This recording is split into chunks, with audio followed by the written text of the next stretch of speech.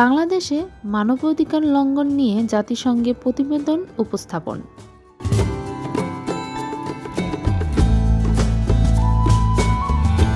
বাংলাদেশে ২০২৪ সালের জুলাই-আগস্টের বিক্ষোভে মানবাধিকার লঙ্ঘন ও নির্যাতনের বিষয়ে জাতিসংঘের একটি প্রতিবেদন উপস্থাপন করা হয়েছে।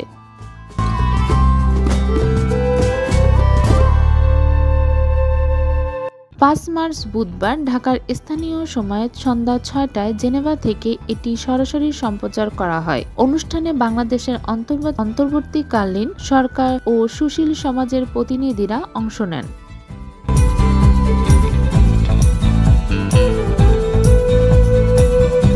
এ সময় বাংলাদেশের জবাবদিহি, ন্যায় বিচার ও মানবাধিকার সংস্কার ফলাফল ও সুপারিশ নিয়ে আলোচনা করা হয়। এর আগে গত সোমবার ভলকার তুর্ক আশা প্রকাশ করেন, তাদের সাম্প্রতিক স্বাধীন তথ্য অনুসন্ধান প্রতিবেদনটি বাংলাদেশের সত্য বলা, জবাবদিহি, ক্ষতিপূরণ, নিরাময় ও সংস্কারে সহায়ক হবে।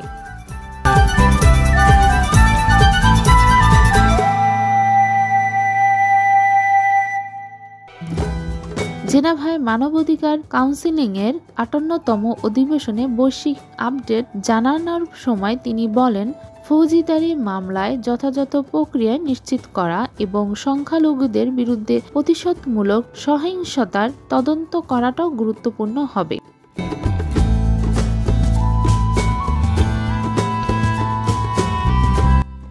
তুর্ক বলেন, গত বছর সহিংসতার কারণে ভয়াবহ অভিজ্ঞতা অর্জন করেছিল বাংলাদেশ, কারণ তৎকালীন সরকার মানবাধিকারকে মশাল হিসেবে বহন করা একটি ছাত্র আন্দোলনকে নির্মমভাবে দমন করেছিল।